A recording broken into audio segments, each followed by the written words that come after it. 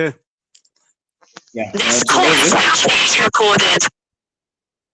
Tathokoza kuti no takhala limodzi pa masabata ndithu angapo chaka chino. Komabe maphunziro asinamba lero enamba zaka chaka chatha. Okay, maphunziro a Daniel Chipumbuso namba chaka chatha. Takhala ndithu tikupanga pang'ono kuyenda step by step ndikumafika pamene tilipo leroli. So lero tikudusa taona Chipumbuso chapter 1 2 3 kumamonga mmene ndimanenera kunena kuti no pali zinsinsi zakuya zimene ndithu Mulungu akupitiriza kuzivumbulusa, right? So ine nthawi zimene matatenga buku la Chipumbuso ndi Daniel ndikamba kudusamo mavesi 5 pa tsiku ndipemphera ndiwerenga verse 5 amanga study enya because no by the time tuzafika ku Chipumbuso chapter 22 verse yomalizira because no ndaziwaso zinthu zina zakuya osati ngozizwa zoti zingukhala Mulungu koma nzoti no zikuzaza mtima wanga ndi chimwemwe ndi chiyembekezo. Fodi kale mene timapangira buku la Daniel Chipumbuso imakhala kuti no mochuna chilombo chikubwera ndayatha lemba la chilombo likubwera etc. Umakhala ngati no ukakamiza anthu kagari mantha, right? So umundi mene timakhala kupangira kale ndikhulupirira kuti nini mateme antambireti akamakhala akumaliza study nini ya Daniel Chipumbuso amakhala mantha agwira munthu lero abalikira atu na ntchito so akasiya, right? Nyamuka basi right higher yatha. So naphunzira tuno Chipumbuso ndi Chipumbuso ya Yesu Kristu. Anthu aone ndani aone Yesu Kristu. Kodi anthu tikawerenga Mateyu, Mariko, Luka, Yohane, anthu akakumana ndi Yesu amakhala ndi chani? Choyamba akakhala ndi amisala amakhala bwinobwino. Akakhala ngati zimene janapeza tangwira mchigulu mapeto akanasala ndi Yesu yekha kuvikidwa, right? Akakhala tuno anthu tuno samamuzi wa Yesu ambazo tuno akamuziwa amabwerera ndi chimwemwe. Even anthu ati amafuna kammangesa anati ife ndakanaka kummanga palibe munthu amene alankhula chonchi. So tikawerenga buku lokhala limene ndi dzina la Yesu, Chivumbuluso cha Yesu Kristu, tikuyembekereza zotani mmene mumu ngati fewo tikuona vumbuluso la Yesu Kristu muzayani moyo wathu sufuna kukhala chimozimozi, tifuna kukhale ndi chiyembekezo, tifuna kukhale ndi chisomo chake. So iyo ndi method imene takhala tikugwiritsa ntchito imene tipanga study then Chipumbuso. Of course inakhanga tapanga divert mwezi wathawo nene timaona za chitetezero etc. Koma ndizofunikira kwambiri muona chifukwa chake tikamba phunziro lathu. So lero tikamba Daniel chapter 4 ndi 5 ndeti wiki yosatirayo tizisinthana ine ndi ino mwezi wa mawa mwina mutha kudabwa tizisinthana ine ndi Enoki. Ndikapanga present wiki ino azapanga present ino choncho kumasinthana mpaka kuti timalizise. So kwa lero ndipanga present ndine mpaka ku mapeto a mwezi uno. Umano kwamba next week ndizimanga maphunziro awiri ino kese ndoti awiri kuti tiziyenda maphunziro a Daniel Chipumbuso chimozimozi ndi maphunziro authenga wabwino. Alright, so can have mpira kina na maphunziro athu simaso mpira ambwe fathokoza mapadera ifati matikonda kwambiri ndipo makoza nthawi inoti kambe mawani nkhainani meke mawanu nkama wanga ndikusisimusa ine pamodzi ndi anthu za Yesu Kristu. Amen. Right, so I'm share slide. Okay, ningo sintha zinthu zingawo. Okay, ikuoneka?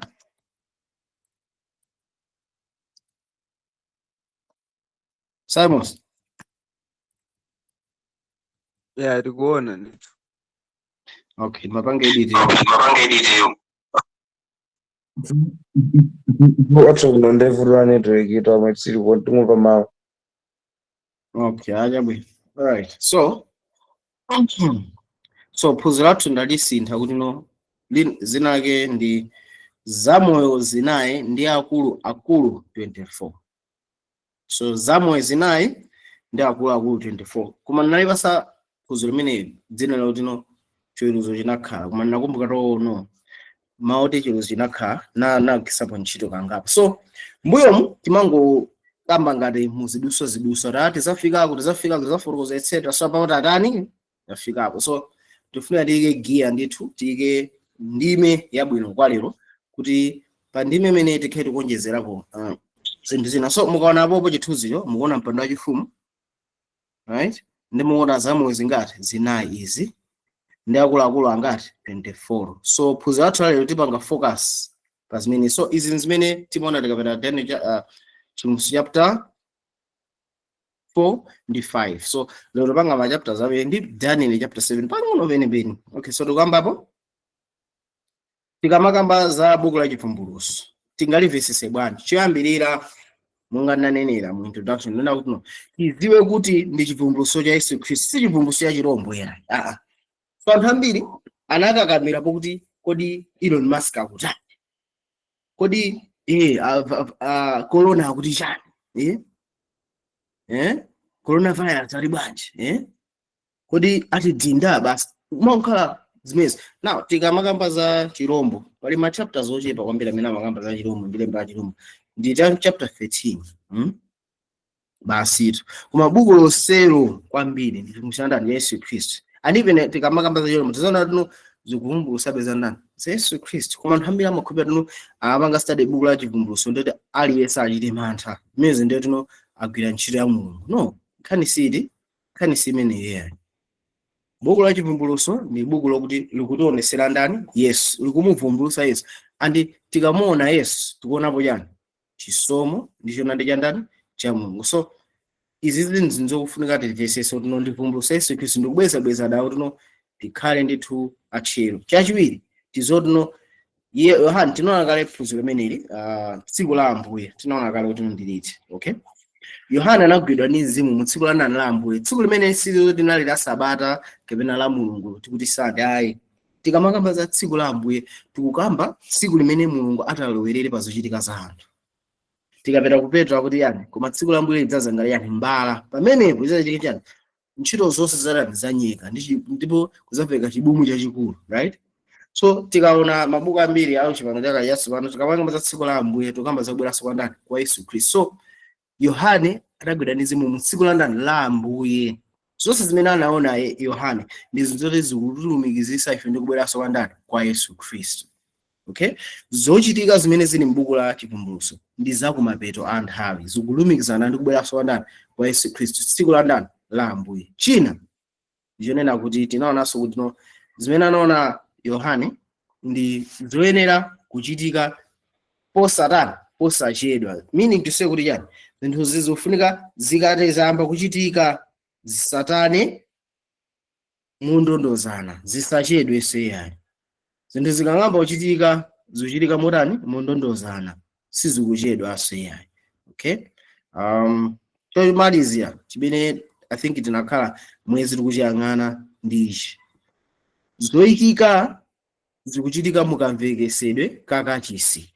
Ndiye tinaona kuti no tikamati kachisi kuimira yani ndikuime malo amene kuchitika chivumbulutso ndani cha inuyo ndi ineyo. Okay, so sofuna ndibwezeso ndinophunzira kachisi kuti bwanji wono ngati mungafuna kuvisa izozo maphunziro akhe ambuye apanga cover full of follows zimene tinazipanga cover bwino kwambiri ndipo mafunso amayankhidwa.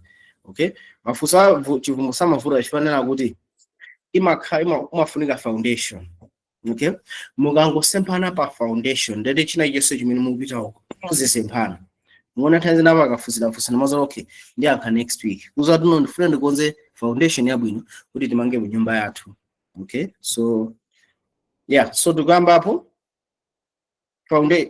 kamvekesedwe ka buku la Chivumbulutso. Buku la Chivumbulutso ndi ma chapter 22. Okay, ndiye tifuna tilono nagwena motani ma chapter oyambirira atatu amene taona ndi amene akutiuza introduction, akutifotokozera ife tino buku linalembedwa chifukwa chani. Okay, kenako kubwera makalata ku mipingo isanu ndi iwiri. Okay, part 1 imene. Okay, part 2 ndi chapter 4 mpaka na 11. Tikaona chapter chimene chichi tionana kuti no ikukamba za chiweruzo cha ufumu wa ndani wa Khristu. Chapter 4, 5, 6, 7, 8, 9, 10, 11. Alipa ndi Bible la jiwa amene boku. Nafuna tuone Bible verse. Amina ndi Bible la jiwa alipo. Sister Catherine, mutatu werengera Bible la jiwa mwina.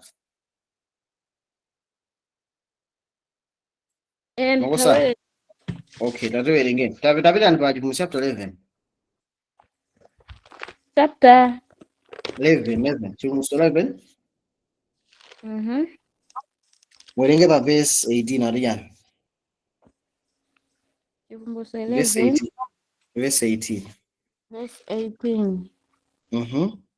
Ndipo amitundu anakwiya, ndipo unadza mkwiyo wanu ndi nthawi ya akufa yakuti aweruzidwe, ndi yakupereka mphotho akapolo anu aneneriwo ndi oyera mtima, ndi iwo akuopa dzina lanu, ang'ono ndi akulu, ndi kuononga iwo akuononga dziko. Yeah, so izizi akuzikamba zochitika nthawi iti terenga ni verse 15 adiyani verse 15 adiyani verse 15 verse 15 ndi 16 Sister Catherine muterenge verse 15 and 16 Okay.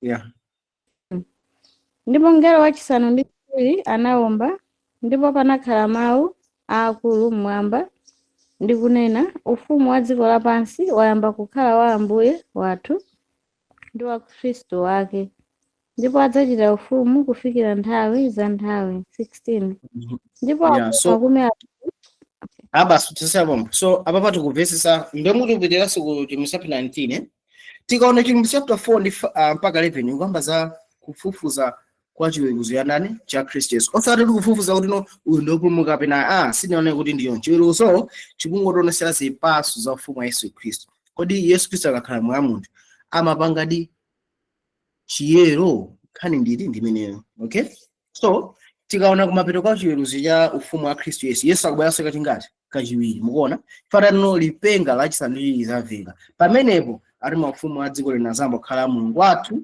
ndi Mbuye wathu. Mukuona pamenepe ndipo ali mitundu inakwiya, ndipo inafika nthawi yotoyera mtima alandire yani mphotho. Kodi ni nthawi imene oyera mtima akulandira mphotho, ndipo akubweranso kwachiwiri kwa ndani kwa Yesu Kristu. So chilumbi chapter 11 tikamaona ikutha ndikubweranso kwa ndani kwa Yesu Kristu. So zochitika mmene zochitika mu chiweruzo imenechi ndi chani?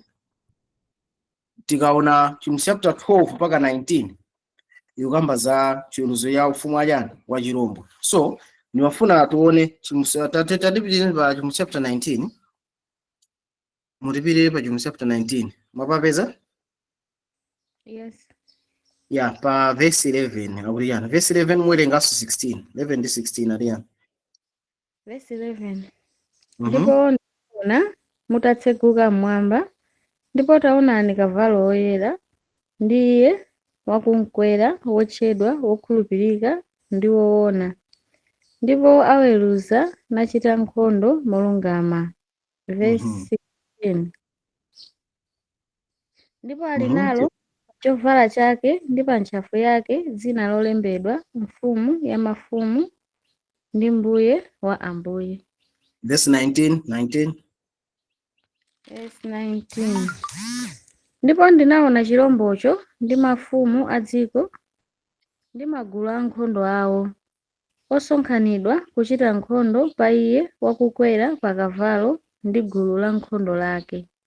So tikaona pa verse 19 tikubweranso kunkhani yakubweranso kwachiwiri kwa ndani kwa Yesu Kristu. So tikaona bwino ndionano zimene zinakameda pa chilumbi chapter 4 mpaka na 11 zikukambidwa mogwirizana ndi kufufuza kwa ufumu wa ndani wa Kristu. Zinthu zomwezo zikukambidwanso kachiwiri, koma mundondomeko yakafufuzire ka ufumu wa ndani wa chirombo mu chapter 12 mpaka 19 nikona tikaona ziweruzo ziwirizi zonse zikumathana kubweranso kwa ndani kwa Yesu Kristu. Sizoti akubwereza zinthuzo as such, no, mankhani no akuonesa kodi ufumu wa Yesu Kristu pamene wayambirira ndi pamene kumapeto kwake ukubweresa chero. Ufumu wa chirombo pamene wayambirira ndi kumapeto kwake ukubweresa chero. Nkhani ndi imeneyo. Okay, so ngati waifunso pa zimene ndafotokozazi pali funso.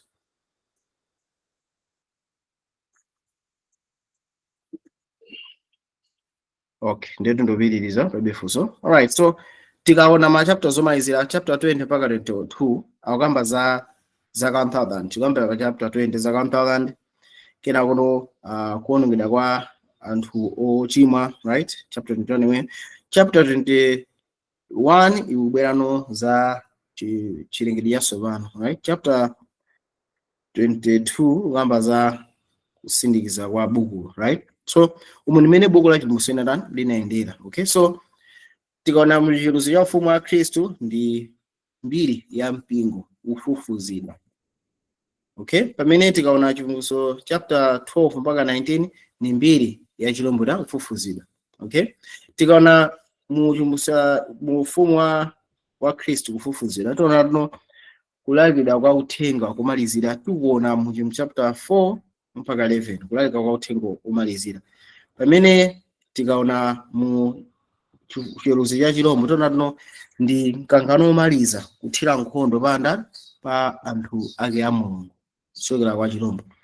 Mu chiweruzo cha Khristu tiona kuti osatira ake a Mulungu asindikizidwa ni mzimu wake, chizindikiro cha ndani cha Mulungu. Pamene tikamazona ku mbali ya chiweruzo cha chilombo anthu ake asarana azayikidwa yani lemba la yani la chilombo, anthu amene akusatira chilombo azayikidwa lemba la chilombo.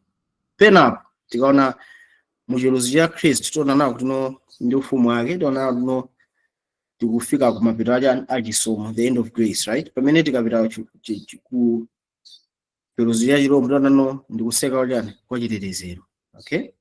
Tikapita ku chapter 4 to 11 tinaona kuti Yesu alandira ufumu wake. Paja tinaona kuti mafumu a dziko linayamba kukhala mafumu a Mulungu wathu ndi a Khristu ake.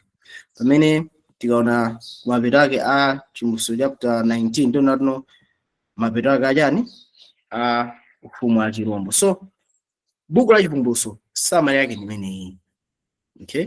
Mene buku la chivumbulutso iyendera chonchi ndimene nagawida buku la chivumbulutso.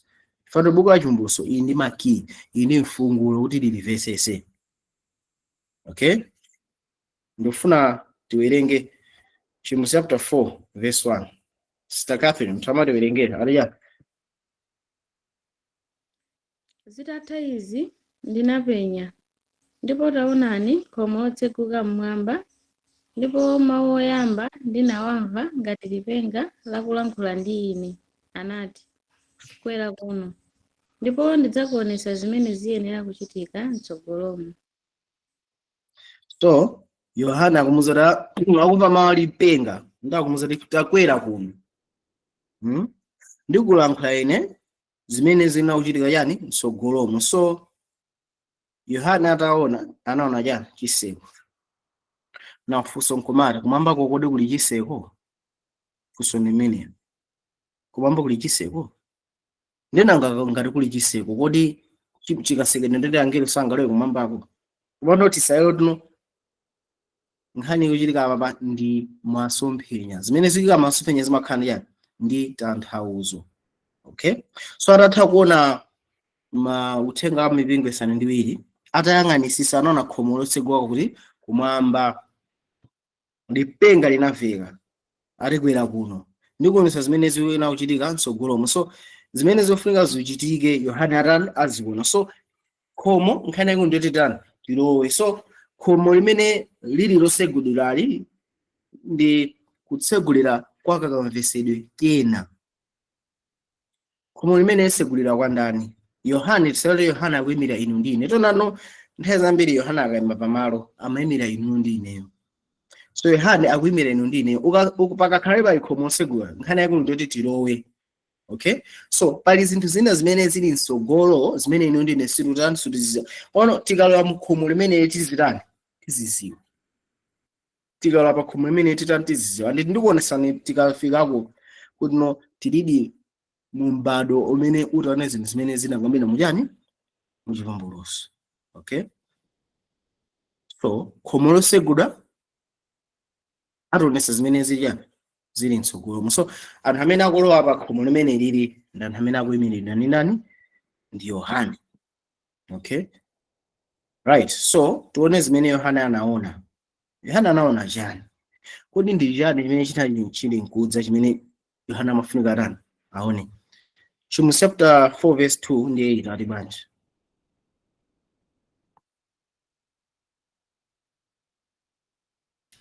Tuwerengereni amene angawerenga. Verse 2.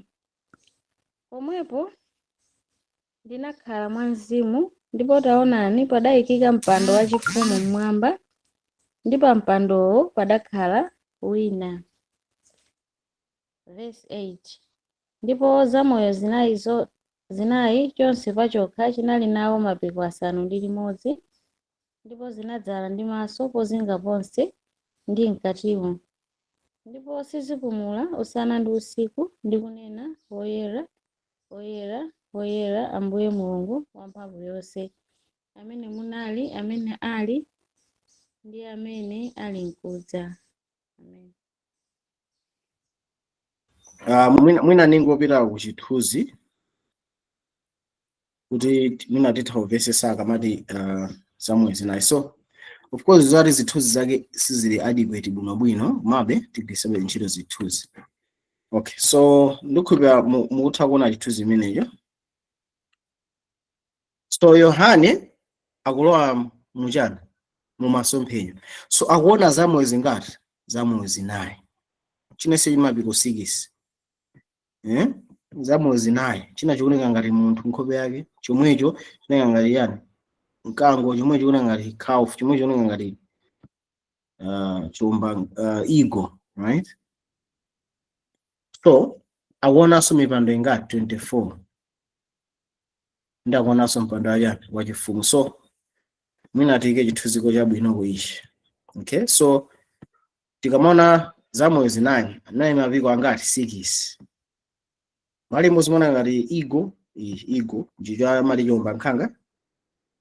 Mbali imodzi mona ngati mkango, mbali imodzi ngati munthu, mbali imodzi ngati yani ox. Okay, mukuona nyangaze, mbali imodzi ngati ndithu ng'ombe ya mphongo. Okay, so zimene akuona ndani?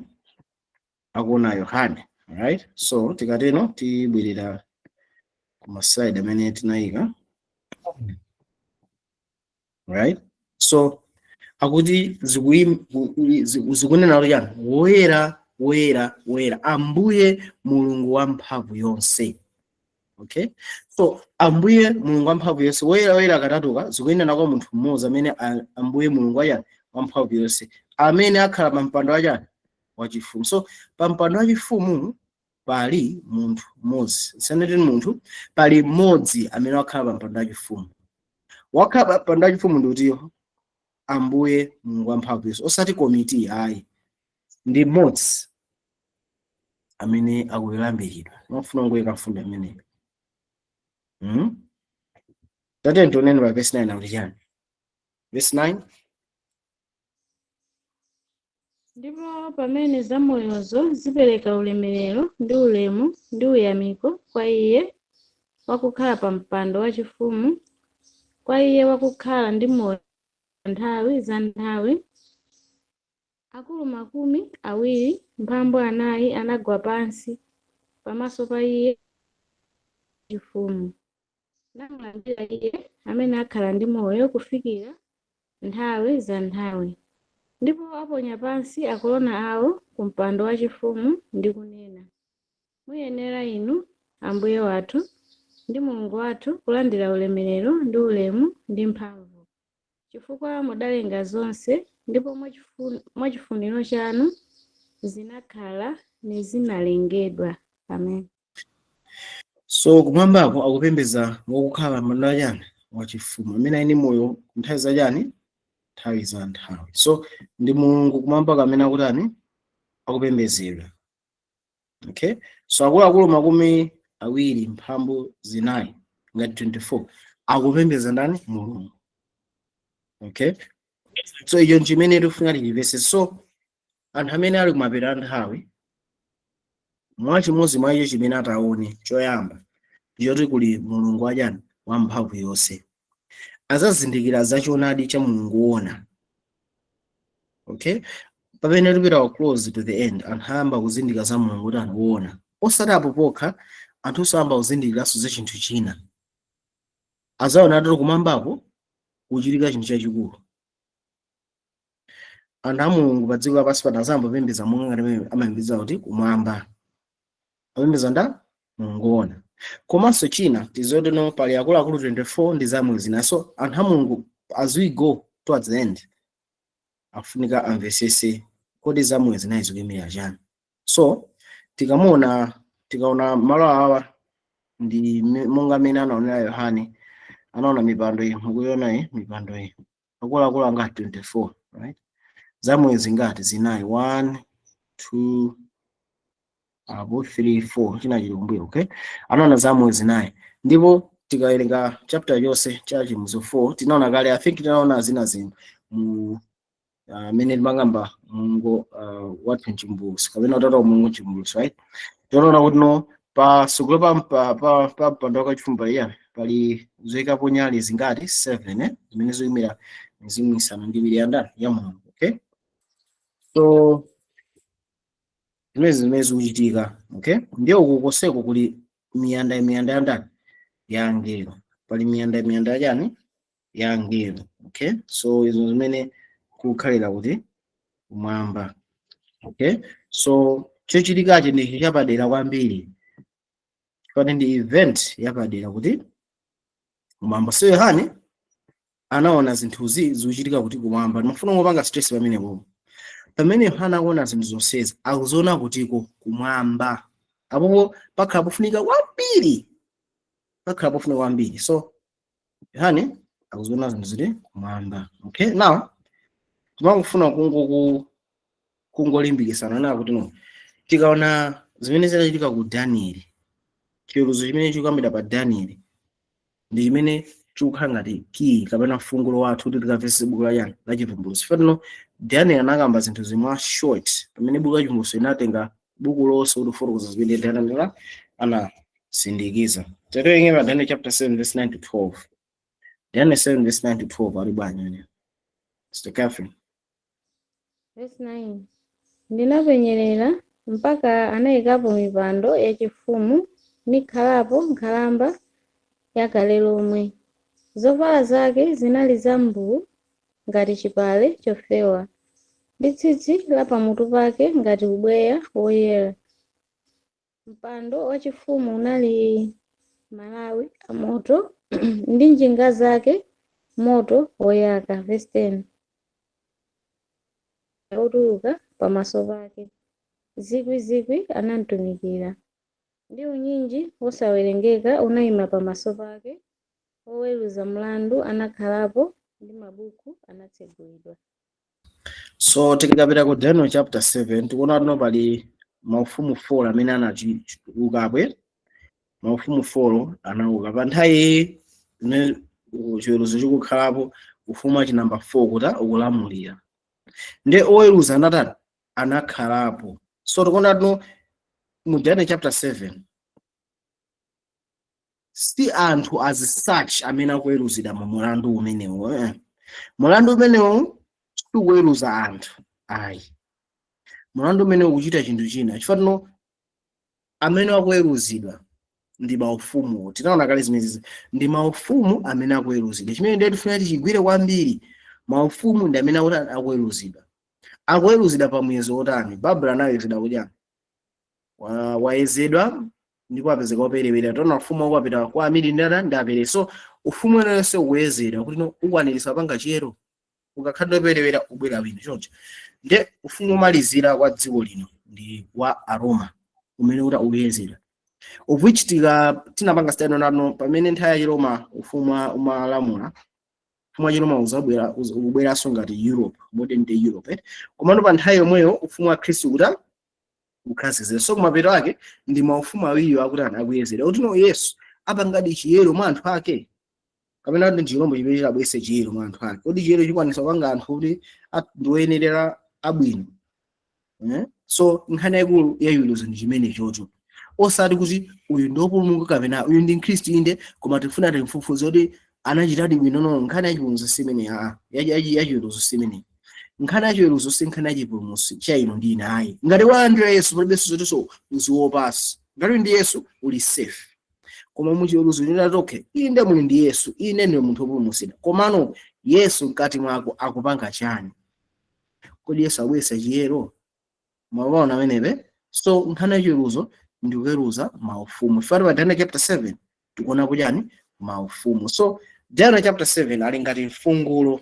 So ndimafuna kuti tifananize Daniel chapter 7 ndi tione chivumbulutso chapter 4 ndi 5.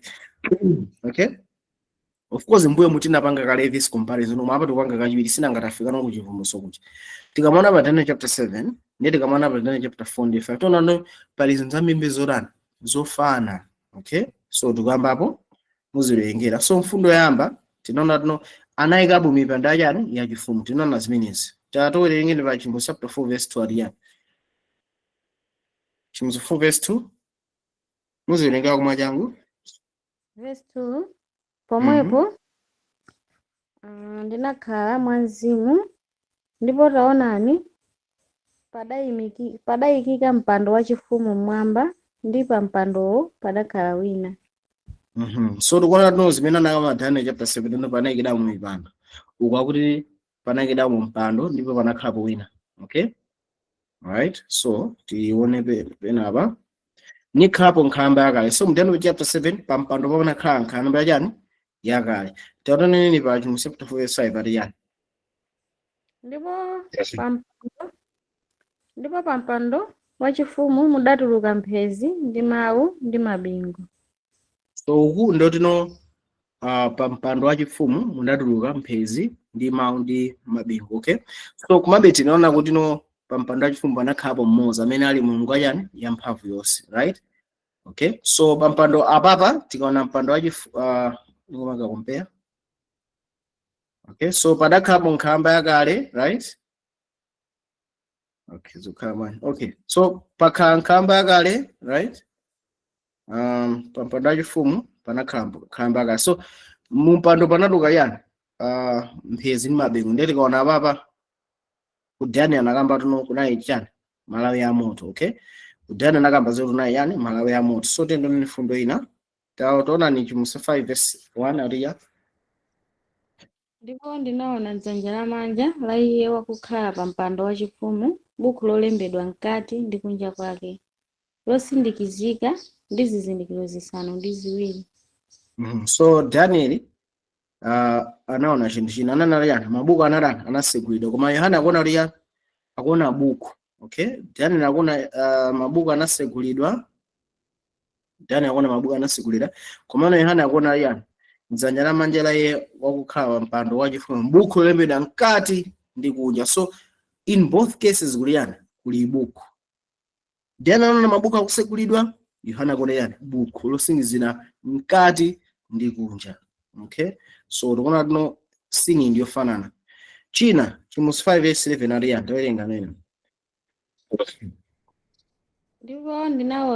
Ndipo ndinamva mawu a angelo ambiri ozinga mpando wachifumu, ndipo mawerengedwe awo anali 10,000 kuchulukitsa 10,000 ndi 10,000. So abachita kutuza tino 10,000 zimene zipangambira apapa ndi nani? Ndi angelo. Ali 10,000 ndi yani ndi angelo. Yohana anaona yani anaona 10,000 zinatumikira ndi unyinji osawerengeka unayima pamaso pake. So unyinji umene unayima pamaso pake pa si angelo ayi.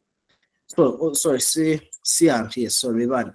Unyinji umene unatumikira mu Daniel chapter 7 si anthu kuti akuweruzidwa ayi koma ndi nani? Ndi angelo. Chimodzimodzi pa chapter 5:11 akuti unyinji ndi ndani? Angelo. Right? So tikaona comparison muno bwino umene anaona Daniel chapter 7 zikukambidwa mu chivumbulutso chapter 3 mpaka na 19. Mwaona amenepe. So mabuku akuona chiweruzo cha ufumu wa Khristu ndi chiweruzo cha ufumu wa Chirombo. So tikaona papa tinaona za mwezi naye hapa. Za mwezi naye akulu 24. Okay, so tufuna tizame kuti tione tino zuri basi. So tanaona tino tikamaka pesa za mwezi naye the four living creatures. Paimina nyimbo zambiri pamakambeda zambiri za mwezi naye ndi chani. Okay, so nkhope ine imaoneka kali ng'ombe yayimuna, mkango, chimbankhanga ndi munthu. Okay, ati chimodzi ni nkhope zonsezi. So ndiwerenga pang'ono zimene ananena pa anthu ena za mwezi naye kena kuti waso mu Bible. Okay, so the Barnes notes on the Bible.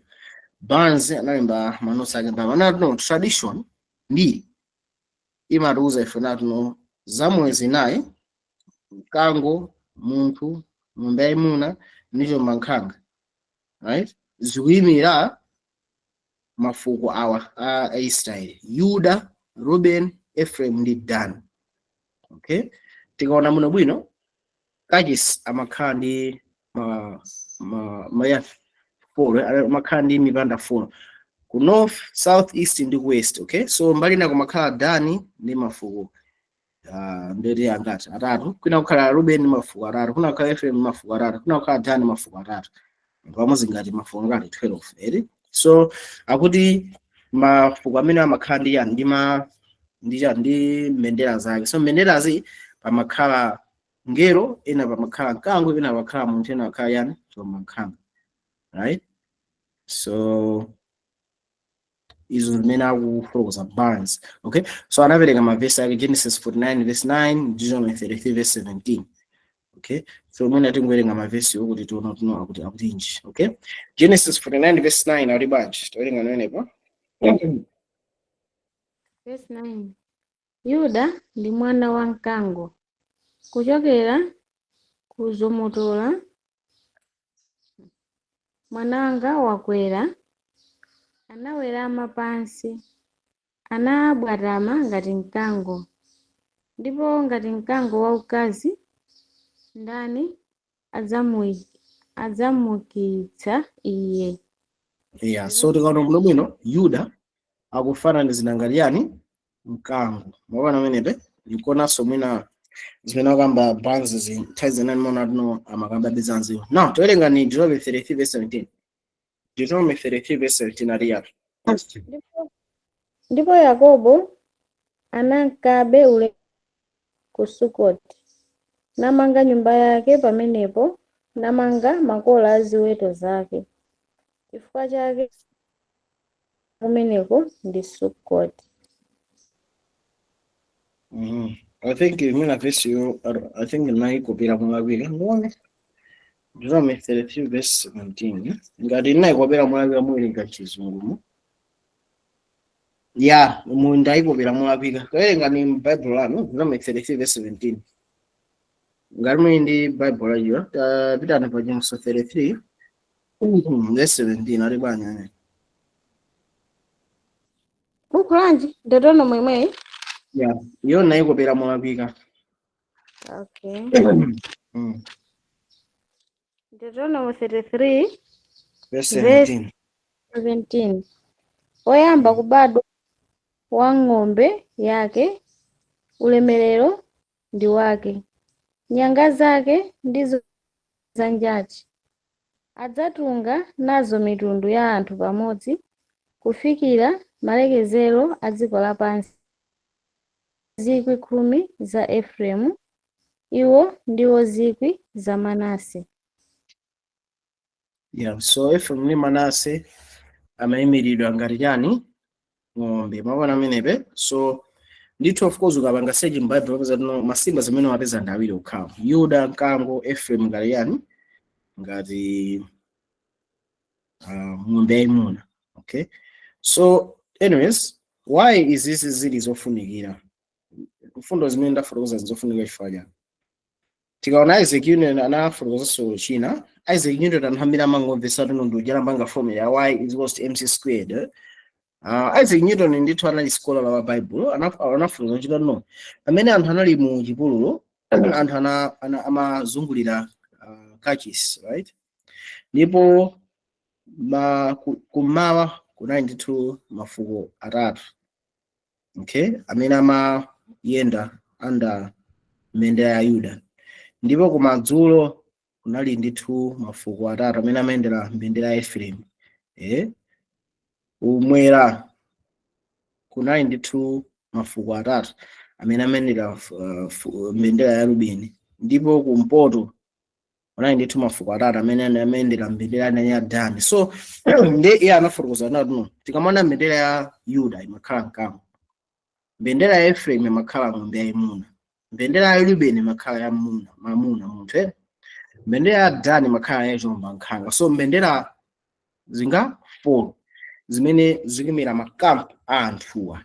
Okay, so izi ndi commentary ya Barnes ndi Isaac Newton. Okay, so ndimangofuna kunena kuti ndifotokoza mfundoyi kena kuno ndisindikiza ndi evidence. Okay, so tikaona Mandela follows zilimira anthu amene azungulira yani azungulira kachi. So ningonena zamoyo zinayizi sizokuti zilipo doti zili ndi maso konse china chimaoneka ngati nkhanga chani tomba nkhanga munthu yani zamoyo zinayizi ndi angelo akerubi manjira ina. Zamoyo zinayi ndi akerubi amene amatani ndi akerubi amene amayimirira anthu aka Mulungu pa dziko lapansi panopa. Iniyo mukabadwanso maso pano, right, ndipo mukuyenda ndi Mulungu, pamakhala angelo ena special amene amakhala assigned kuti azikutetezerani moyo wanu. Okay, mungazoe bwanji nezi nanuja sinake Yobu sananana kuti yani mwayikalinga pa Yobu, mwayikalinga pa ana ake, mwayikalinga pa zoyera zake. Manjena pa Yobu mwini Mulungu anayika angelo ake, pa ana ake ndi pa ntchito zake, right. Even Yesu anakamba zoti no anawa angelo awo kumamba marani amayang'ana nkhope ya Atate wanu. Anyways, so nkhani nena kuti no anthu aka Mulungu, ntchito yake ya Mulungu, angelo a Mulungu amapangida mission special kukayitumikira. So angelo amene anapangida assign special ku mission yotumikira inu ndine tikakhala kuti no tikugwira ntchito yake tabadwanso maso pano tikufuna tiyende ndi Mulungu wathu. Angelo amene amapangida assign ku ntchito ya ifeyo ndi imene Mulungu atituma. Angelo amenewo ndi amene akuyimiridwa mu zamoyo zinayi. Just as pamakhala standards 4 Mandela 4 kuyimira mafuko angati 4, right? So kwa lero ndafotokozenjo ndi muoneno experience imene nditafotokoze ndi ufotokoza zonsezi kuchokera mu Bible lutsopano. Okay, taona ndi Chimuso chapter 4 verse 6 mpaka na 8. Chimuso 4 verse 6 mpaka na 8 tiona kuti zamoyo zinayi zimaoneka bwanji ali bwanji. Verse 6. Ndipo kumpandowo ngati nyanja ya mandala monga krustalo, ndipo pakati pa mpandowo ndipo zinga mpandowo zamoyo zinayi zodzala ndi maso kutsogolo ndi kumbuyo. 7. Ndipo chamoyo choyamba chifanana nawo mkango, ndi chamoyo chachiwiri chifanana ndi mwana wa ng'ombe, ndi chamoyo chachitatu chinali nayo nkhope yake ngati ya munthu, ndi chamoyo chachinayi chidafanana ndi chiwomba nkhanga chakuuluka. Verse 8.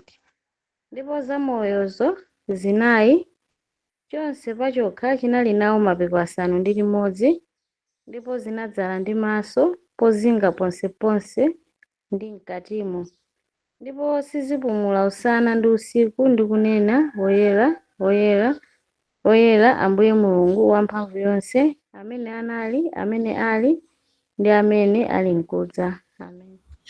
Alright, so taona zamoyo zinayi zindi angelo. Na funso langa ndira kuti kodi zamoyo zinayi zini maso konse yankhanga ndoti ayi. Kodi zamoyo zinayi zikapita kumwamba zizaoneka ngati mkango chani yankhanga ndoti ayi. Mungodi sabera nani chonje. Yesu Kristu pa Daniel chapter Daniel chapter 10 ndi Chimuso chapter 1. Chimuso 1 ndi Daniel 10 imafotokoza Yesu mofanana. Kumanoti kakamera pa Chimuso chapter 1. Yesu akumonesa dala ni mpeni utuluka kamwa kwake. Funso langa ndira kuti kodi tikazakumana ndi Yesu azakhane mpeni utuluka kamwa kwake yankhanga ndoti ayi. Nanga chifanana kuti no Yohana atamuonesa anaoneka mpeni utuluka kumanja kwake. Chifukwa chonena kuti Mulungu akuti wasamasomphenya amene akuyimira china chake. Mpeni uja akuyimira mawu akandani a Mulungu. Pa Yesu ananakamba kuti ya ndi nazo zina zoti ndikuwuzeni koma simungazigwire panopa. Koma Nkhoswe akadza zakuphunzitsani zonse. Apa tikuona ndani ndi Yesu amene ali Nkhoswe amene akuyenda pakati pa nyali zisanu ndi ziwiri. Ali ndi mpeni kukamwa kwake, ali ndi mawu chiphunzitso kufuna kuti ziwisa zisisi zake. Mukuona amenewe. So tikamaona ife na angelo akutchulira kuti ndi zamoyo zinayi, china chonga ngati mkango, munthu, chiwomba nkhanga ndi atiyani. Choyamba chinafanana ndi mkango, ng'ombe, right? So kodi liti nganena no kulingero amene afanana ndi ng'ombe, kulingero amene afanana ndi mkango. Yankhanga ndoti ayi kulibeko, koma ndichifana kuzifotokoza ndichifana kuti mene raonera nyama 4 zimene zimayimira mbendera zimene amagwiritsa ntchito anaandana a Israeli kuyimirira mtundu wonse wa ana a Israeli. So angelo awa ndi amene akuyimirira anthu ake pa dziko lino lapansi. Paja Israeli mwa Khristu ndi amene abadanso mwana mwatsopano. So zamoyo zinayi ndi angelo amene akuyimirira mtundu wa anthu pa dziko lapansi. Anthu akati anthu amene ali mu ufumu wake ndani wa Yesu Khristu. Anthu onse amene abadanso mwatsopano.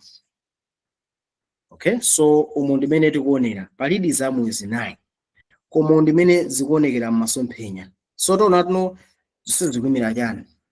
Okay, so icho ndi chithunzi zamoyo zinayi. Okay, so mwina atayambe kuona kuti no zamoyo zinayi ndi yani. So tiona m'Bible kuti zikuyimira yani. Tatowerengeni Aheberi chapter 1 verse 7 ndi 14 ali yani. Amene angawerenga ndithu.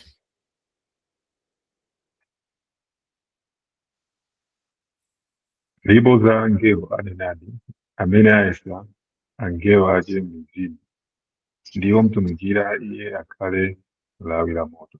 14. Kodi si iliyonse mizimu yotumidwa kuti itumikire iwo amene adzalowa chipulumutso. Yeah, so tikaona papa tikuvesa tuno angelo ndi amene amatumikira anthu amene alowa muchani muchipulumutso. Zichanakamba zija iniyo ngati mabadanso matsopano muziona kuti no angelo a Mulungu ali assigned ku mission yanu. Chifukwa choti yani chinense chimene mungapange ndito mukupanga zinthu zokhuza ndi ufumu wake ndani wa Mulungu, right? So angelo akuyimira yani mode ngelo mu Greek ndi angelos up.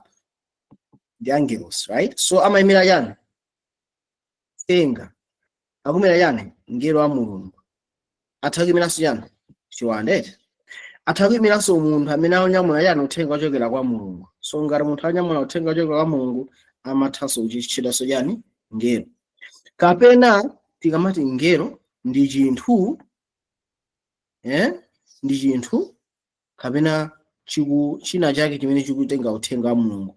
Chitha kukhala mwina ngati zovuta uchita kukhala ngati chinyama. Ndikona paja patikamaona pa Chimozi chapter 7 verse 1 to 3 akuti anaona angelo 4 agwira mphepo zinayi. Kodi amene agwira ndi mphepo zinayi ndi angelo di? Akwende mufuna muzirani mambo kuganiza koma tizafika anyways. So tikanamene oso angelo a Mulungu amene akuchita ntchito yake ya Mulungu. Okay, so china chimene mafunika mugwira tuno pali magulu awiri a angelo akumwambe. Ife ndi gulu lachitatu anthu. Tikatumidwa ndi Mulungu tikugwira ntchito ngati angelo, tikugwira ntchito ngati otumidwa. So kumwamba kwa angelo zina oti ngelo muthandiza otumidwa. Koma otumidwa zina ke ndi ndani? Pali magulu awiri, right? Pali akerubi ndi pali aserafi. Ndi magulu awiri a angelo osiyana. Akerubi ndi aserafi. Ndi muwerenge pa Yesaya 6 verse 1 to 2 ali ya. Tendiziwerenga ni mwajangu. Yesaya 6 verse 1 to 2.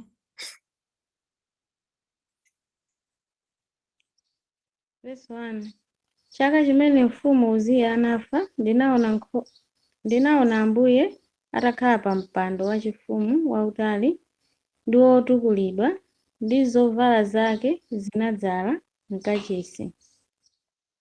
Pamwamba pa iye panayima aserafi, yense anali ndi mapiko asanu ndi limodzi. Awiri anaphimba nawo nkhope yake, awiri anaphimba nawo mapazi yake, awiri nauluka nawo. So tikaona papa akuti akuona jani aserafi, right? So akuti aserafi pa nthawi imene Yesaya amaona masomphenya ara aserafi namene anali mapiko angati? Serafi anali mapiko 6. Awiri amaulukira, awiri amaphimba nkhope yawo, awiri amachingirira ulemerero ndani wa Yehova. Tuona amenepe. So tikamakamba za Lucifer tawerenga Ezekiel 28 verse 14. Ezekiel 28 verse 14 ati yani. Okay, mungu ndiwerenga Ezekiel. Okay, manaka mungu Ezekiel 10 verse 20. Mukama Ezekiel 10 verse 20, mungu ndiwerenga Ezekiel 28 verse 14. Yeah, tawerenga amenepe. Okay, 10:20. Awa ndi zamoyozo ndinaziona pansi pa Mulungu wa Israeli ku mtsinje Kebara, ndipo ndinadziwa kuti ndiwo akerubi. Ezekiel 28:14.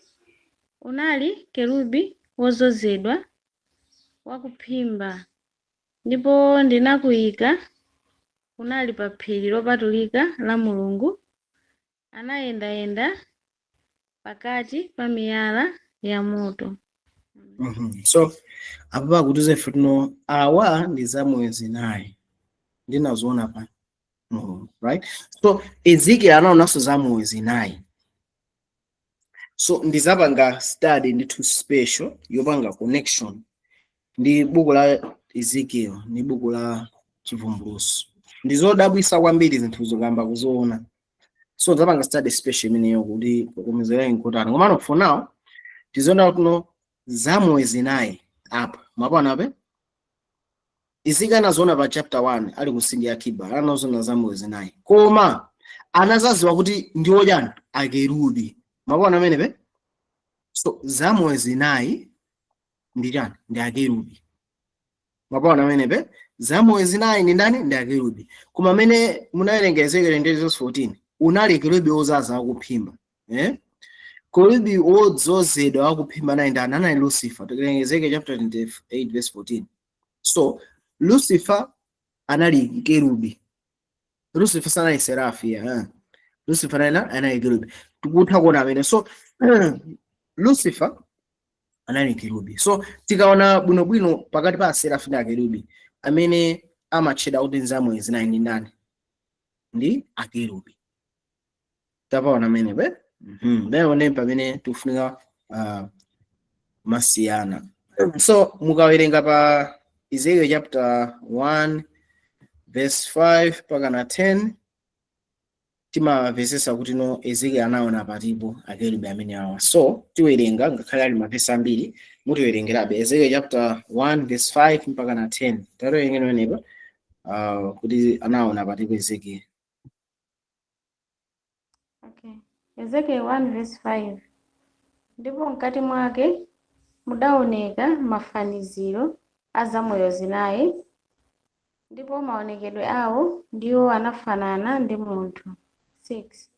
Ndiyense anali nawo nkhope zinayi, ndiyense wa iwo anali nawo mapiko anayi, ndi mapazi awo anali mapazi owongoka, ndi ku mapazi awo kunanga kuphazi kwa mwana wa ng'ombe, ndipo ananyezimira ngati mawalidwe a mkuwa owalitsidwa. 8. Zinali nawonso manja a munthu pansi pa mapiko awo pambali zawo zinayi, ndipo zinayizi zinali nkhope zawo ndi mapiko awo. Verse 9. Mapiko awo analumikizana, sizinatembenuka poyenda, chilichonse chinayenda ndi kulunjika kutsogoloko. Verse 10. Mafaniziro a nkhope zawo zinali nayo nkhope ya munthu, ndi izi zinayi zinali nayo nkhope ya mkango pambali ya kudzanja lamanja, ndi izi zinayi zinali nayo nkhope ya ng'ombe pambali ya kudzanja lamanzere. Izi zinayi zinali nayonso nkhope ya chiwombankhanga. Amen. Amen. So tikaona ku Ezekiel akuona zamoyo zinayi zili mapiko 4 tikawerenga muno bwino. Uku kuli nkhope ya munthu, nkhope ya mkango, nkhope ya chiwombankhanga, nkhope ya munthu. Pamene tikaona Chivumbulutso akuti zamoyo zinayi ndi mapiko 6. Chivumbulutso mapiko 6. China chini nkhope ya mkango, china nkhope ya munthu, china nkhope. So awo ndi masomphenya. Okay? Amene Daniel akuona, so Ezekiel akuona, Yohane azaona. Komano tikaona masomphenya awa bwinobwino zamoyo zinayi zili chifupifupi ndi chani ni mpanda wa chifumu. Pali chifukwa chake.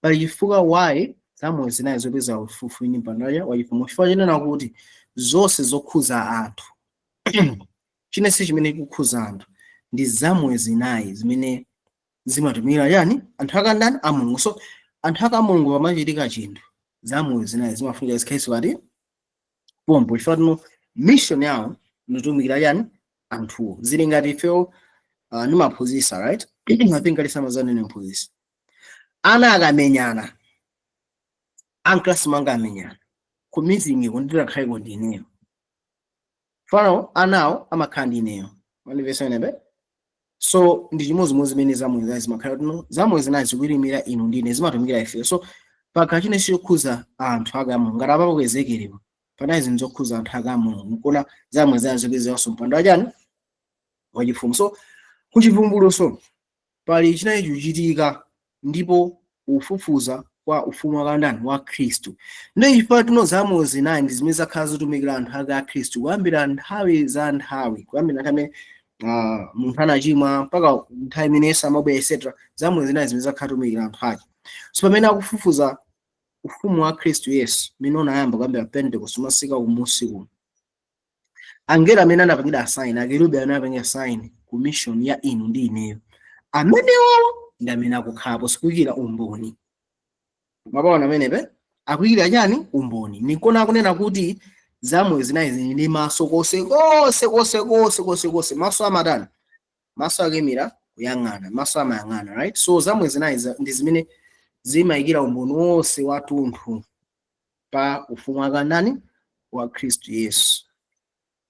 Okay, mwina kwambira verse 2 mpaka 28 siliwerenga chifano anyways tawerengani Isaiah chapter 1 verse 12 mpaka na 28 muzidumpha 12 14 20 27 10 ndayika pa screen ipo mutiwerengera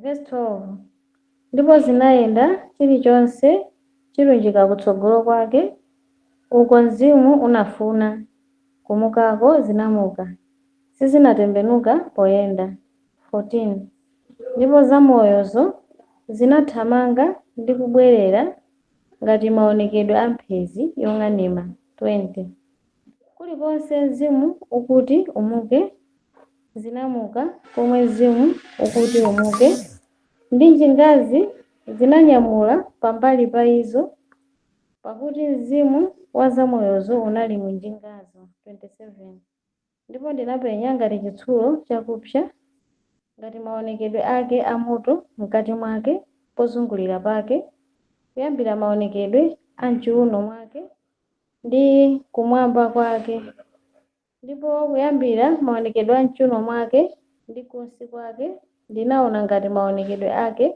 a moto ndi kunyezimira kuda mzinga 28 ngati maonekedwe a utawaleza uli mtambo tsiku la mvula momwemo maonekedwe akunyezimira kwake pozungulira pake ndipo maonekedwe a chifaniziro cha ulemerero wa Yehova ndipo pakuchipenya ndinagwa nkhope pansi ndipo ndinamva mawu awina wakunena.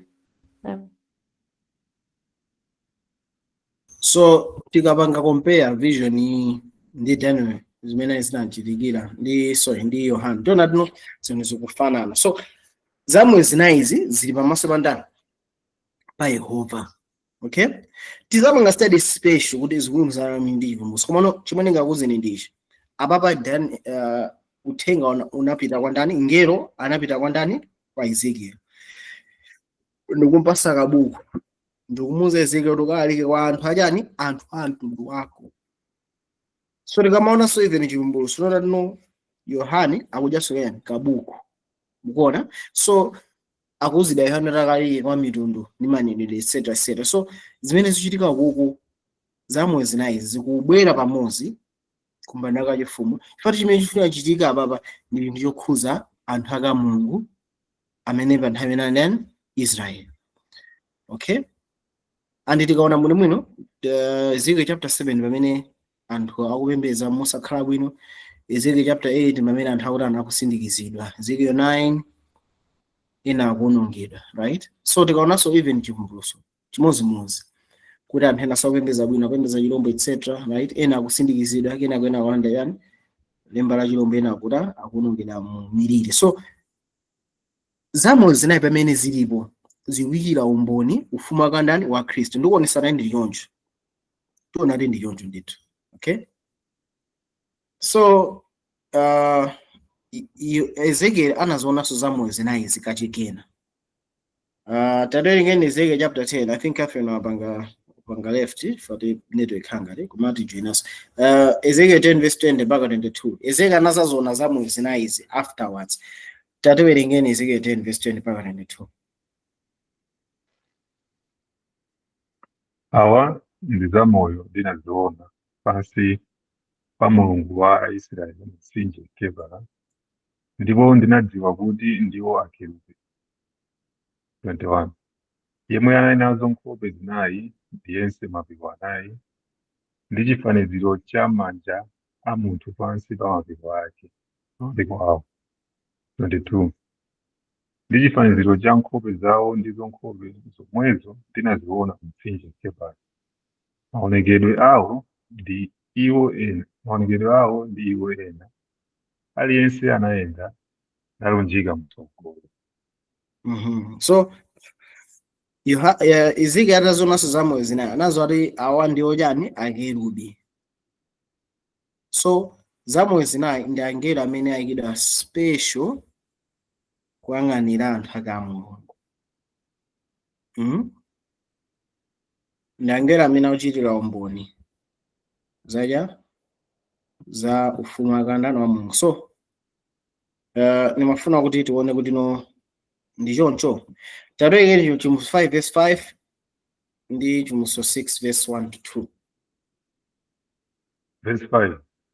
Ndipo mmodzi mwa akulu ananena ndi ine, usalire, taona mkango wachokera m'fuko la Yuda, muzu wa Davide, walalika kutsegula buku ndi zizindikiro zace zisanu ndi ziwiri. Vumbo 6 verse 1. Ndipo ndinaona pamene mwana wankhosa anamasula chimodzi cha zizindikiro zisanu ndi ziwiri, ndipo ndinamva chimodzi mwa zamoyo zinayi nichinena ngati mawu a bingu idza. 2. Ndipo ndinapenya ndipo taona kavalo woyera, ndipo womkwerayo anali nawo uta, ndipo anampasa korona, ndipo anatulukira wolakika kuti alakike.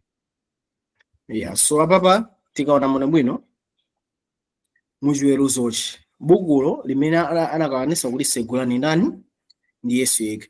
Tikapita pa Daniel chapter 7 akuti chichitika nchani ali oweruza mwana anakhalapo ndipo mabuku anasegulira. Ukuwaweruza amene anasegulira mabuku ati nditaonani usalire ati wakulu ndipo mmodzi wa akulu 24 anana usalire mkango wochoka fuko la Yuda atani muzu wa Davide walakika wagonjesa. Yesu Kristo anaweza dziko lapasi nugonjesa ndikukwera kumwamba ndipo atani ndiye khali nanga segule, right? Nemuone amene akumuonesa Yohani, muone amene pa Chimusu 6 amene bukulo linasigula ndi zizindikiro 7 ndi chimodzi ikasegulira zinthu zimavumbulutsidwa, akasegulanso mbali ina zinthu zimavumbulutsidwa. Ndi muone amene pa Chimusu 6 ndipo ndinaona amene mwana wankhosa anamasula chimodzi cha chizindikiro zisanu ndi ziwiri, ndipo ndinamva chimodzi mwa zamoyo zinayi ninena ngati mawu akulu, right?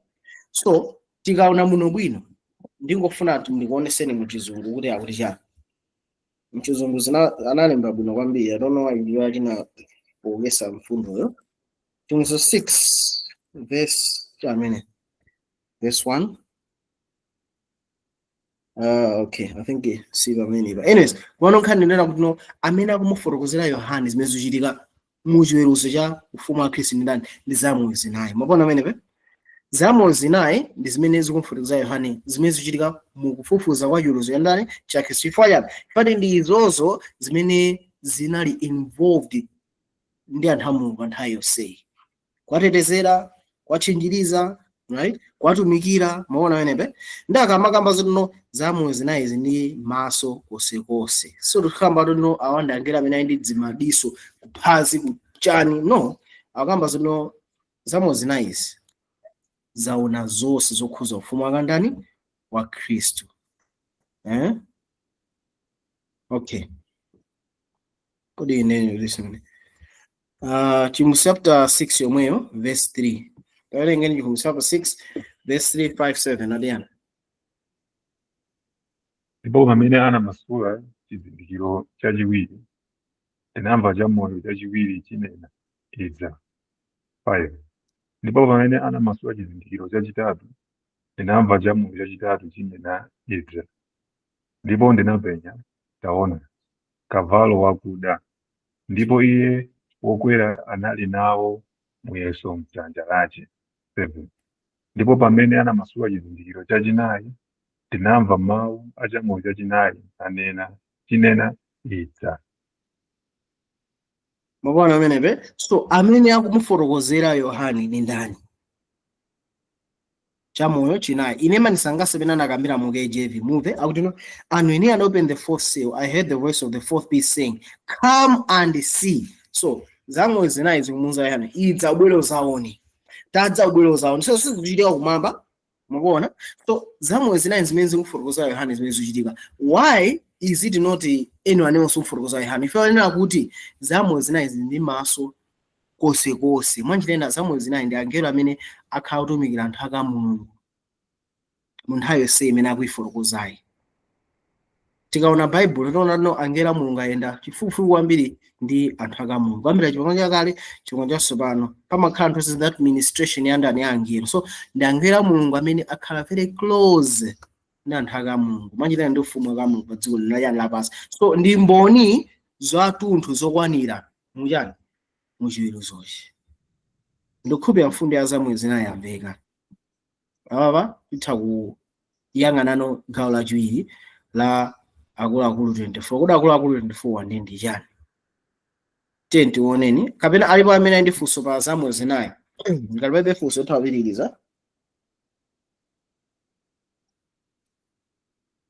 Okay, tiyipitirize. Tateni pa Chivumbulutso 4 verse 4 adiyani tikupita kwa akuluakulu 24. Tawerenga nadiya. Verse 4. Ndipo pozinga mpando yachifumu, mipando yachifumu 24. Ndipo pa mipandoyo padakhala akulu 24, atavala zovala zoyera, ndi pamitu pawo akolona agolide. Yeah, mawu kuti mipando. Ndipo pozinga mpando wachifumu, mipando yachifumu 24. Ndipo pa mphamvu inayi padakhala akuluakulu 10. Muchizungu analakwisa kugwiritsa ntchito no seats. Komano chichwa pa chamasulira bwino ifano mawu kuti seat yo ni mawu kuti thronos. Thronos ikuyimira yani? Mpando. Okay, so chichwambo anamasulira bwino. So pali ndithu mipando yachifumu, ma seats. Pamene pakhala akuluakulu angati 24. Okay, so akuluakulu 24 ali ndi chinthu china, avala zovala zotani zoyera. Okay, so akuluakulu 24 avala zovala zoyera, akaba mpando wachifumu 2, komanso ali ndi akolona agolide. So pali zinthu zitatu zimene ndingamvetsere kuti akuluakulu 24 ndi ndani. Mipando yoyera, akolona, avala zoyera. Zinthu zitatuzi tiziwa kuti akuluakulu 24 ndi ndani. Koma nawonso ndi gulu lina limene lilofunikiranso kwambiri muchani muchiweruzo cha ufumu wakandani wa Khristu. Okay, right. Tawerenga ni Mateyu 27 verse 50 mpaka 52 adiyani. Mateyu 27. Yeah. Ndipo Yesu pamene anafuwula ndi mawu akulu, anapereka mzimu wake. 51. Ndipo onani, chinsalu chotchinga cha mkachisi chinang'ambika pakati, kuchokera kumwamba kufikira pansi. Ndipo dziko linagwedezeka ndi miyala inang'ambika. 52. Ndi manda anatsekuka, ndi mitembo yambiri ya anthu oyera mtima akugona akale inauka. Yeah, so anthu awa anauka awa ndikuwuzani kuti anthu amene awa ndi akuluakulu 24. anthu amene anauka apa. Okay, chifukwa kuti umboni oti akuluakulu 24 ndi anthu ndi uwu. 1, akukhala pa mipando yachifumu. 2, akuvala zoyera. 3, aliso ndakuona pa mitu yawo. So anthu awa ndi mugulu la anthu amene awa, among them atakhala anthu amene anauka nthawi imeneyi. Chifukwa kukhala pa mpando wachifumu ndi chimene chinayikidwa kwa munthu kuti apange. Kuvala zoyera ndi chinthu imene chinayika kwa munthu kuti avale. Tiona kuti ndi choncho. Akulonda pamutu ndi chinthu imene chinayikidwa kwa munthu kuti avale. So zovala izizi zili symbolic kuyimira zinthu zimene anthu aka Mulungu afunika tani akhale, right? Chovala choyera chituza kuti chimemera yani chiyero chamuyaya, right? Ukakhalanso mwa Khristu wavala ndani? Wavala Khristu. So ndikuona oyera mtima amayikidwa ngati azavala zoyera, right? Koma ndi chiyero chamuyaya chamwe timavala ife tikakhala mwa Khristu. Kukhala mpando wake wachifumu tuzati Yesu Khristu panopo ali kudzanja lamanja la Atate, right? Koma amene ali mwa Khristu Yesu ayikidwa pamodzi ndi Khristu. Okay, so eniyo ndineyo ngati Yesu Khristu akhala pa mpando wake wachifumu wa Atate ndiye ife tayikidwa pamodzi ndi Iye. Komanso akulona pamutu athu. Ikaona Samuel chapter 8 akamba zino Adamu anafikira ndi chani kulona. Kodi Adamu amavala chitsulo? Kulona amene akuyimira chani? Kulona akuyimira kuti chinthu chachikulu chimene chimakweza munthu pamwamba pa zonse ndi chani? Ati mwamveka inu ulemu ndi ulemerero. Mwamveka kulona. Kulona nono chani? Ulemu ndi ulemerero kuti Mulungu amakomana naye. So ife tizafikira ulemerero wa ukulu pamwamba ponso kuno Mulungu azachosa headquarters bwirisa yapa dziko lapansi kuti akhale nafe chifupi ndife nthawi zonse. So zimene zikuyimira zimenezi. So zinthu zimene zimayimira inu ndi ineyo ndi zimene zikuyimiranso ndani? Akuluakulu 24. Zimene zimandiuza ineyo kuti no akuluakulu 24 ndi anthu amene mugulu limene muli anthu awa anakuisidwa ndi ndani? Yesu Khristu pa nthawi imene anauka. Chifukwa tikaona 1 Korinto chapter 15 matoza funo yes pamodzi ndi ndi zoyamba, right? Even tikaona zoyamba kuja tikamona sonkhano zoyamba kuja zoyamba kuja umazitenga ndipitira kwa ndani?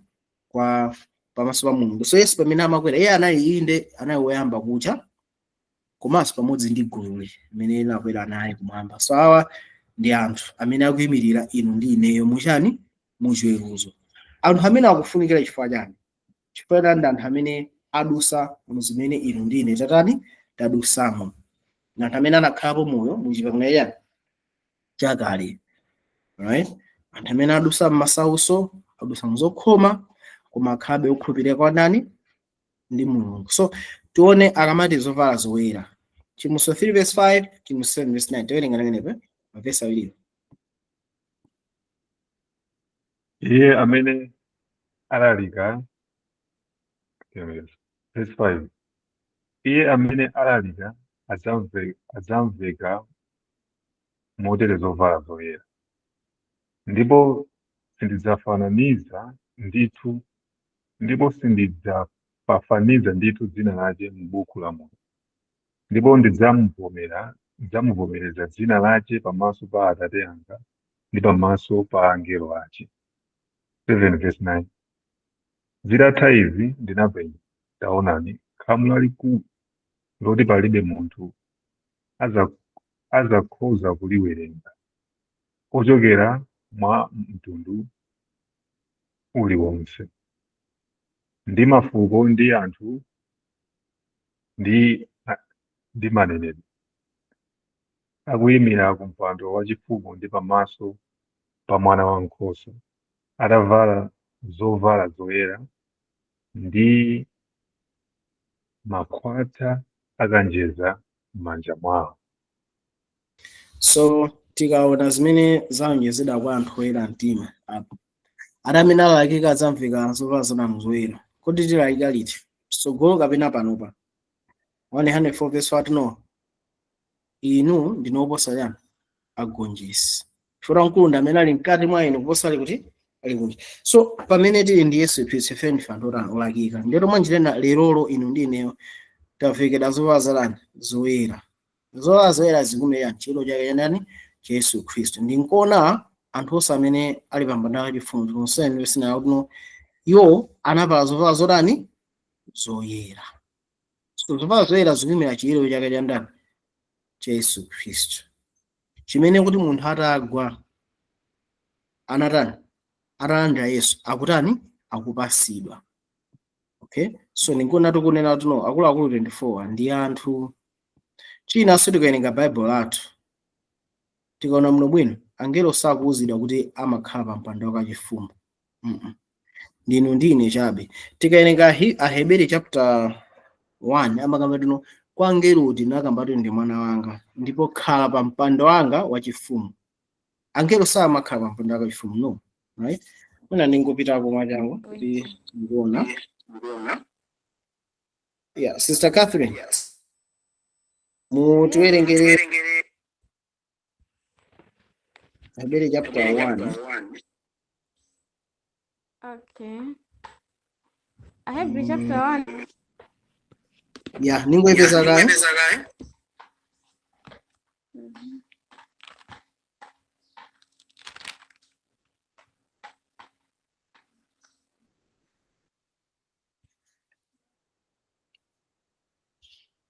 Verse 13 to 14. Mwerengere Aheberi chapter 1, mwerenge verse 5, 13 to 14. Tawerengere mene. Aheberi chapter 1 verse 5. Pakuti kwa angelo kuti anati nthawi iliyonse, iwe ndiwe mwana wanga, lero ine ndakubala iwe, ndiponso ine ndidzakhala kwa iwe Atate, ndidzakhala kwa iye Atate, ndipo iye adzakhala kwa ine mwana. Kenako verse 10. Verse 13. 13. Koma za angelo kuti anati nthawi iliyonse, khala pa dzanja lamanja langa kufikira ndikayika adani ako mpando.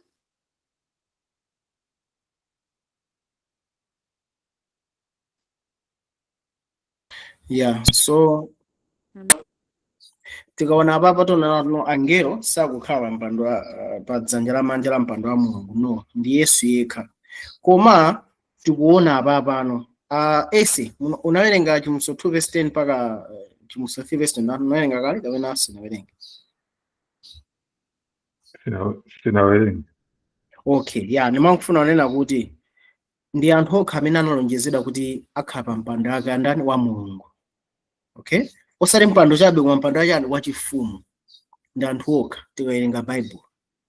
Alright, angelo tikana Chimuso Aheberi chapter 1 verse 17, Aheberi 1 verse 14 akunena no inu nokha ndi yani otumikira. So tawerenga Chimuso 2 verse 10, Chimuso 3 verse 10 tawerenga imeneyo.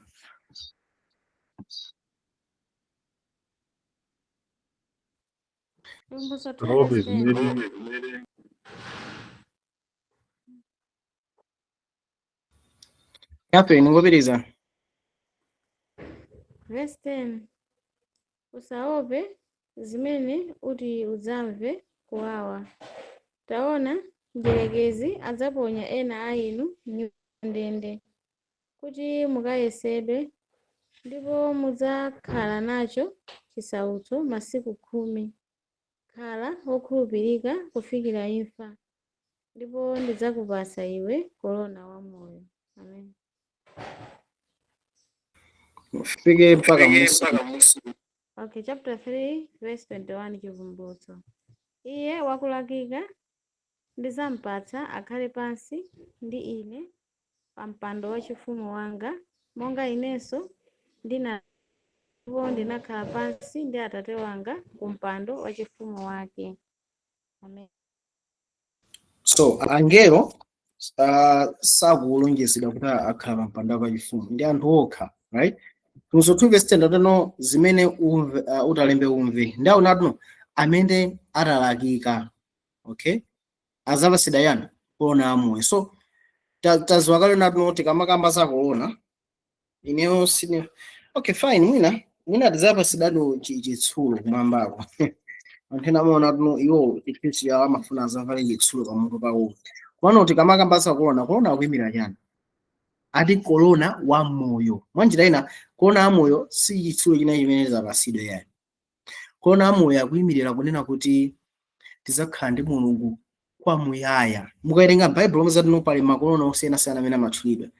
Masalimo 8 Adamu anali ndi korona wa ulemerero, right? Chifukwa chani Mulungu amakumana naye. Apa kamba za korona wa moyo, moyo wolumizana ndi Mulungu kwamuyaya, right?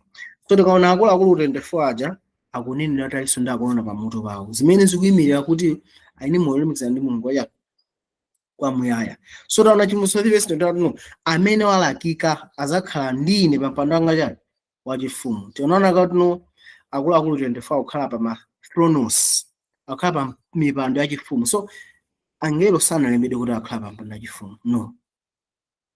Koma akuluakulu 24 akukhala pa mpando yachifumu. Chifukwa yani? Chifukwa anali anthu amene anakhulupirika kwa Mulungu, ndipo anakwera pamodzi ndi Yesu monga ngati yani zoyamba kucha.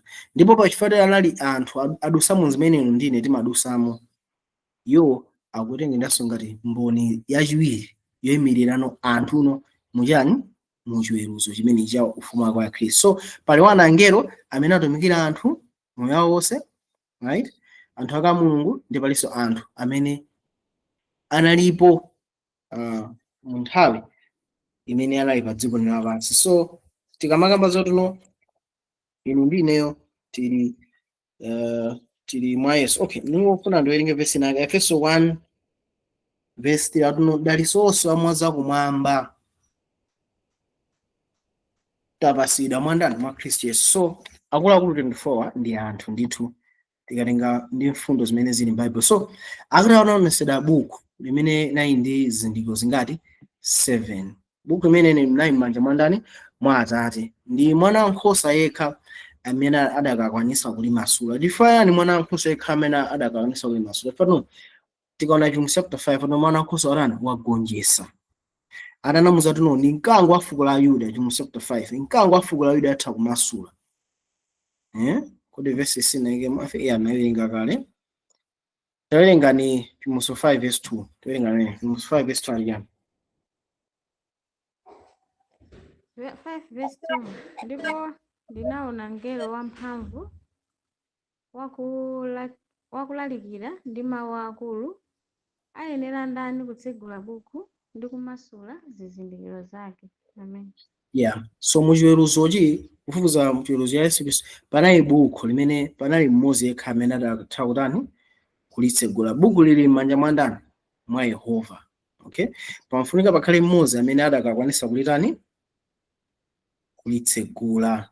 Okay, tawerenga ni mu chapter 5 verse 5 to 6 anapezeka mmodzi yekha. Mu 5 verse 5 to 6 aliya verse 5 ndipo mmodzi wa akulu ananena ndi ine, usalire, taona mkango ochokera mfuko la Yuda, muzu wa Davide, walakika kutsegula buku ndi zizindikiro zake zisanu ndi ziwiri. Verse 6 ndipo ndinaona pakati pa mpando wachifumu ndi zamoyo zinayi, ndi pakati pa akulu, mwana wankhosa ali chilili ngati waphedwa, okhala nazo nyanga zisanu ndi ziwiri ndi maso asanu ndi awiri, ndiyo mizimu isanu ndi iwiri ya Mulungu yotumidwa ilowe m'dziko lonse. Apa mpofunikira kwambiri akuti mmodzi mwa akuluakulu anamuza taona mkango. Mukuona nene na apa pamene pali pofunika pa verses amene akumuza Yohane kuti atha kusegula ndani akuluakulu 24. Why? Para anthu awa ndi anthu amene anakhala padzuka lapansi pamodzi ndini. So one of the orders taona ati mkango. So Yohane obvious azidikira kuti aona mkango, koma chimene akuona ndi chani? Ataona anaona chani? Pakati pa mpando wachifumu anaona chani? Mwana wankhosa. Okay, so akumuza kuti taona mkango wa fuko la Yuda, koma akuona chani? Mwana wankhosa. Chimene akumva ndi chimene akuona zikusiyana. Mukuona wenepe? Koma zonsezi ndi chinthu chimodzi. Zimene zikumena ndani? Yesu. Yesu fuko la Yuda, nkhosa, mkango, right? Koma Yesu yemweyo tikamona ndi nkhosa yophedwa. Zikhala bwanji? Muziwe kunena kuti Yesu Khristu pamene anabwera pa dziko lapansi anagonjetsa tchimo ndi chani ndi imfa.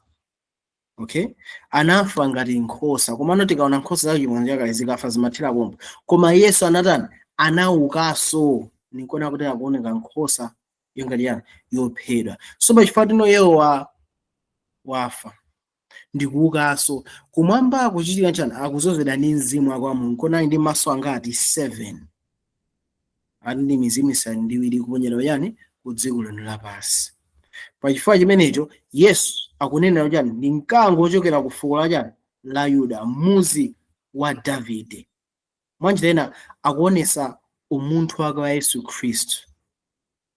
Yesu anabwera ngati munthu, fuko la ndani la Davide, ndikuta ndikugonjetsa. Anagonjetsa bwanji? Anabwera ngati mwana wankhosa, ndikutani ndikugonjetsa tchimo ndi imfa. So zizindikiro zonse zikumata mwa munthu mmodzi. Mkango ndimene anaumva, koma anaona chani nkhosa. Okay, so anava kuti kuli mkango koma anaona chani nkhosa. Ichi chikhala chofunikira kwambiri tikamapita kusogoloko, tibwereranso kufundo imene ifa ndiyofunikira kwambiri, right? So zonse zikumira mmodzi, zikumira utumiki ndani wa Yesu Khristu, umulungu ndi umunthu, zonse zikukumana mwandani mwa Yesu Khristu, right? So Yesu ndiye khala amene akuyenera kuti akusegula buku ifa yani ndiye khayo amene akugonjetsa tchimo ndi imfa, ndiye khayo amene angayime ndi kuyamba kufotokoza za ufumu wake, chifukwa waukhazikitsa iye atagonjetsa tchimo ndi imfa, ndikuyera kumwamba, ndikuzozedwa, ndikusanula moyo wake pa inu ndi ine kuti tikakhale mbadwa za ufumu wake. Pamenepo ufumu wake ukuyamba ndipo kuchita zichitochito, pamenepo ufumu wake ufunika ufufuzidwe kuti dikudino ufumu wene umapangidi chiyero, nde amene angakwanise kutsegula ndi Yesu yekha. Okay, so ndi Yesu amene akuyang'anira. So tiwerenge pa chapter 5 verse 8 to 10 atiya. Verse 8. Ndipo pamene adatenga bukhulo, zamoyo zinayi ndi akulu makumi awiri mphambu anayi zinagwa pansi pamaso pa mwana wankhosa. Zonse zili nawo azize ndi mbale zagolide zozala ndi zofukiza, ndizo mapemphero a oyera mtima. Verse 9. Ndipo ayimba nyimbo yatsopano ndi kunena, muyenera kulandira bukulo ndi kumasula zizindikiro zake, chifukwa mwaphedwa ndipo mwagulira Mulungu ndi mwazi wanu anthu a mafuko onse ndi manenedwe onse ndi mitundu yonse. Verse 10. Ndipo mudawayesa iwo ufumu ndi ansembe kwa Mulungu wathu, ndipo achita ufumu pa dziko. Amen. Mabana amenepe so akuti yani ati zamoyo zinayi akuti ndifunso zikupembedza ndani zikupembedza ne mapenzi kuti yani akuimba nyimbo yatsopano. Mwanjira ena nyimbo tikamaona mu chivumbulutso muli nyimbo zatsopano zingapo zimene tinaziona, koma tikamakamba za nyimbo yatsopano ndi experience yatsopano imene sinakhalepo. So chimene sinakhalepo imene chakhalapo pamene ndi yani ati muyenera kulandira yani bukulo. Kodi Yesu akuyenera kulandira bukulo ndi kumasula zizindikiro. Mwanjira ena paja zizindikiro zimene zimapanga siri buku kuti singasigwire. Yesu akuyenera chifukwa yani ali chifukwa atani waphedwa. Mwanjira ena akhalapo munthu, right? Koma ataphedwa zinatha bomba ayi anaukanso, ndipo moyo wake mwazi wake anakhala ngati tate wa fuko lathu, anakhala adamu achiwiri, right? Koma sizinathire pomwe chani adati Yesa ifetonse amene tikubatanso maso pano tikhale yani anatiyesa ufumu, kingdom, muchizungu za kingdom, anatiyesa kukhala ngati ufumu wake, ndipo ife tinakhala ngati ansembe kwa ndani kwa Mulungu wathu. Ndipo Yesu akuchita ufumu payani pa dziko. Achita bwanji ufumu pa dziko? Paja Yesu ayende yani mizimu isanu ndi iwiri imene akuyitumiza payani pa dziko. Mwanjira ena Yesu ndi woyenerera chifukwa chani? Yesu ndi woyenerera chifukwa choti 1 wagonjetsa tchimo ndi imfa, 2 wakhazikitsa ufumu wa Mulungu pa dziko lapansi, 3 akulamulira ndi ufumu pachani pa dziko lapansi. Zimenezi zimene zikuyenera andi chinthu ichi sinachitike mwanjirena ufumu wake Yesu Khristu ukuyamba pamene nkhosa yatani yaphedwa koma ikuyima chani chilili. Mwanjirena ufumu wake ukuyamba after Calvary, ni nthawi imene Yesu anazozedwa ndi Mzimu wa Mulungu after Calvary, right? So tikuzadi ndi Yesu anazozedwa ngati mtumiki wake mmene pa dziko lapansi etc. Koma tikamba zotino kuzozedwa kuti muyaka azitha kuti pasa ife tonse zinachita pachani pa Calvary, right? So izizi ndi zoti tifuna tizimvesese ndi kuzigwirisisa. Okay, so asimzoti vesi meneka kuchifukwa chani. Okay, so tuyenge I think I first Timuso 5 verse 13 towerenga nene khanga ndi verse Verse 13. Ndipo cholengedwa chilichonse chili mmwamba ndi pa dziko ndi pansi pa dziko ndi nyanja ndi zonse zili momwemo, ndinazimva zili kunena kwa iye wakukhala pa mpando wachifumu ndi kwa mwana wankhosa, zikhale chiyamiko ndi ulemu ndi ulemerero ndi ufumu kufikira nthawi za nthawi. Amen. Yes, so ati ulemu khali kwa iye akukhala pa mpando wachifumu kwa mwana wankhosa, zikhale chiyamiko ndi ulemu ndi ulemerero ndi ufumu ku nthawi za nthawi. So pa nthawi ufumu umene ukuchitika pa dziko lapansi ukuchitika chifukwa cha ndani? Cha mwana wankhosa. Mwana wankhosa wakhale chiyamiko, ulemu, ulemerero ndi ufumu nthawi za nthawi. Alright, so tiona nawo kuti no chimene ichi ndi chapadera-dera. So ufumu wa Mulungu ndi umene ukuyambira kuwunikiridwa papa. So akambasegula mfungulozo zikuyimirira ufumu wa ndani? Wa Mulungu. Right? So tikamaona buku la Chivumbulutso taona kuti pa chapters atatu oyambirira amene akuyamba za chiyambi ndi makalata kwa mipingo, chapter 1 mpaka 3 ya Chivumbulutso. Pamene chapter 4 mpaka 11 tikuona za chiweruzo ya ufumu wa ndani? Wa Khristu. Chapter 12 mpaka 19 tizaona za chiweruzo ya ufumu wa chirombo. Chapter 20 mpaka 22 tizaona za zaka 1000 zaka chikwi zimenezo chiweruzo chomaliza komanso dziko latsopano. Chiri ndikamakamba za chiweruzo chomaliza tikamba za anthu ochimwa amene akuonongedwa, kenako zakambanso za dziko latsopano, chenjezo losiriza. So buku la Chivumbulutso linagawidwa magawo fulu amene magawo ofunika kwambiri ndi 2 ndi 3 pano kamba za chiweruzo. Iyi chimene Yohane anawuzidwa takwera mmwamba uone zinthu zimene zichitika posachedwa. Mwanjirena inu ndi ineyo tikufunika tione zinthu zimene zizi. Fred verses zinthu zimene zizi. So in summary tikuyembekeza kuti no maphunziro athu tiona zimene. Chapter 1 tinaona kale za Yesu Khristu amene anayima pakati pa nyale zisanu ziwiri ndi nyenyezi zisanu ziwiri m'manja mwake. Tinaona kuti no makalata opita ku mipingo isanu ndi iwiri akuyenda motani. In chapter 3 tinamalizisa ndi makalata, right? Chapter 4 chimene tamba panopa ndi imene tamba kuona kuti kumwambako kuli ndi chiweruzo chimene chinangoyera Daniel chapter 7. Osati kuti munthu apulumuka kapena atayika motani, no, komano ufumu wa Khristu Yesu kuyenda motani. Nkhani yayikulu mu chiweruzo ndi imene kuti no atasegule buku ndani akuyenera kufufuza za ufumu wa Khristu ndani. Taona kuti ndi Yesu yekha amene akuyenera chifukwa ndi iyeyo mwini amene anakuyenza chimwe ndi imfa, ndipo ufumu wa pa dziko lapansi akuutani akukhazikitsa iye. Koma si Yesu yekha amene akuchitira umboni mu chiweruzo, no. Taona kuti no palinso zamoyo zinayi. Zamoyo zinayi zikumira angelo onse amene akhatumikira anthu mu ufumu wa ndani? Wa Khristu Yesu. Koma si Yesu yekha akuchitira umboni, no. Pamodzi ndi zamoyo zinayi Yesu akulu 24 anthu amene akuza amene zimakhalira pa dziko lapansi pano nawonso akuchitira akuchitira umboni. Ndipo kumwambako kulino unyinji wa angelo wina amene ukuyang'anira. Okay, ukuyang'anira zochitika. Okay, so chimu chapter 5 taona kuti no ndi Yesu yekha amene aloyenera kusegula mabuku achiweruzo. Tiona mu chapter 6 tiona kuti akamba kusegula mabukuwa tizaona akavalo 4. Okay, chapter 7 tizaonano za kusindikizira kwa anthu ake a Mulungu. Chapter 8 ndi chapter 9 tizamba nokuona za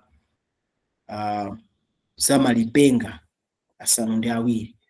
Kenako pazakhala pakapozi kaye. Chapter 10 tizaonano za kabuku ka Mulungu kamene Hana anapasidwa kuti atani adye.